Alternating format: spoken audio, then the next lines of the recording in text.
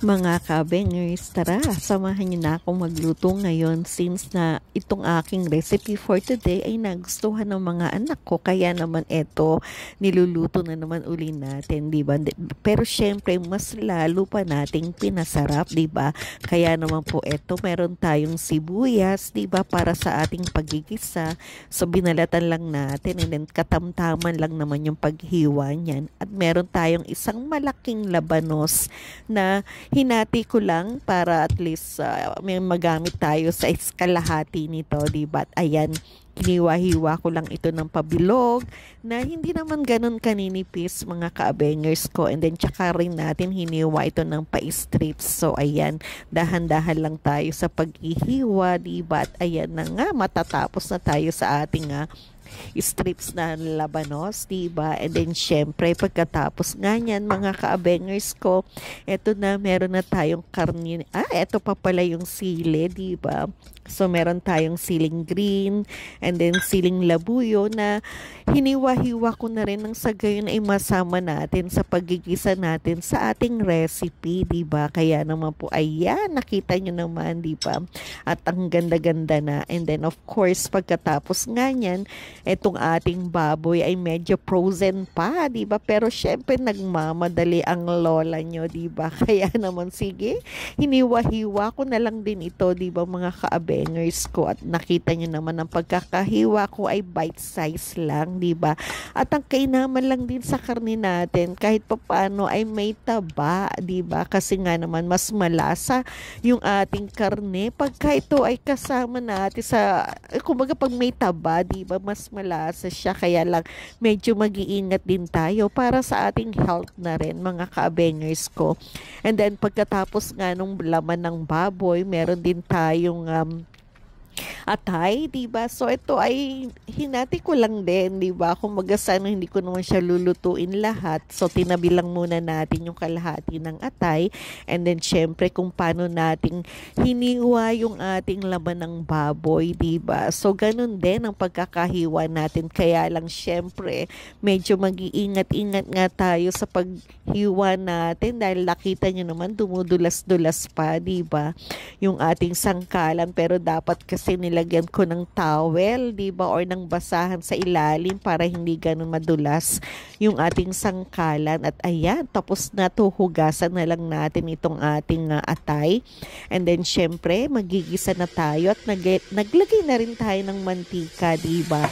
And then ang inuna nga natin ay yung pagsasangkot siya ng ating laman ng baboy. And then syempre sinama ko na nga yung isang buto dyan kasi nakita ko, dahil ang hirap nang hinayang din naman kasi ako. At isa pa yon, nakita ko yung loob ng buto niya ay merong fats or yung adipose. Kaya naman sabi ko, pampalasa rin yan, diba?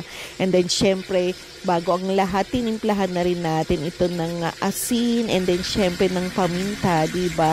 Napanood ko nga kasi sa Korea, kumbaga syempre tumitingin-tingin din tayo sa mga chef, diba? Kung paano yung mga tamang pagluluto. At then na-inspired nga ako dun sa pinapanood kong Korea novela dahil nga syempre may mga technique siya, di ba, yung about sa temperature, di ba, and then kung paano yung paggigisa.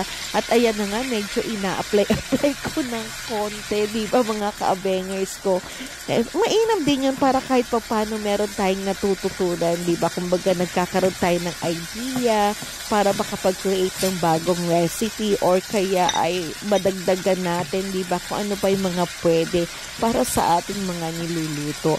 At ayan na nga, medyo okay na yung ating baboy at nilagay ko na nga yung ating sibuyas, diba? And then syempre ayan, hinalo-halo ko lang. And then pagkatapos nga niya, eto nga sabi ko yung i-apply ko nga pala yung aking napanood, diba? Eto, kumbaga kung sa kanya sa gilid niya nilagay yung mga karne, ako nilagay ko naman sa gilid din, pero yung gitna nung yung pagigisa niya, ako nilagay ko naman sa gitna yung bawang, diba? Kasi nga yung ng init ng kawali ay nasa gitna. Syempre gusto kong medyo matosta yung bawang natin, di ba mga kaabengers ko. And then ayan na nga, pagkatapos nga niyan, syempre sinundan ko na nga yung sili natin na talaga naman pong wow, super talaga yung aroma na binibigay nitong sili na to, lalo na yung siling green, talagang katakam-takam yung ating magiging end product ng ating recipe dahil isa yan sa nagpapadagdag ng lasa at gana natin, di ba, sa pagkain.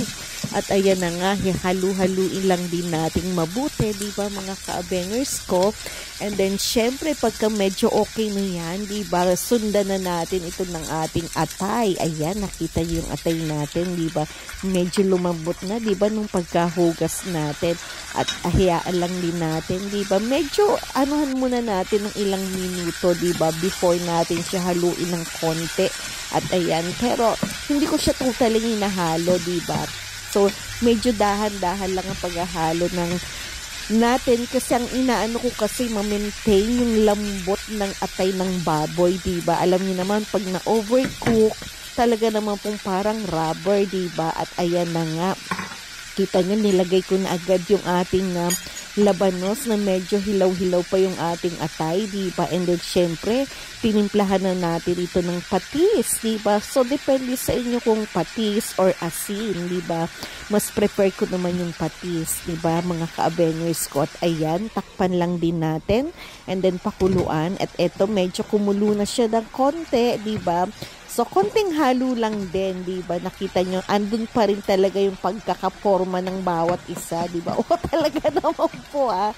And then, ayan, mga ka-abengers ko, inayos lang natin ng konti, di ba? And then, syempre, maglalagay na tayo ngayon ng ating sabaw or ng tubig, di ba? So, katamtaman lang din yung ating tubig na ilalagay. Siguro mga 1 cup lang yan, mga ka-abengers ko.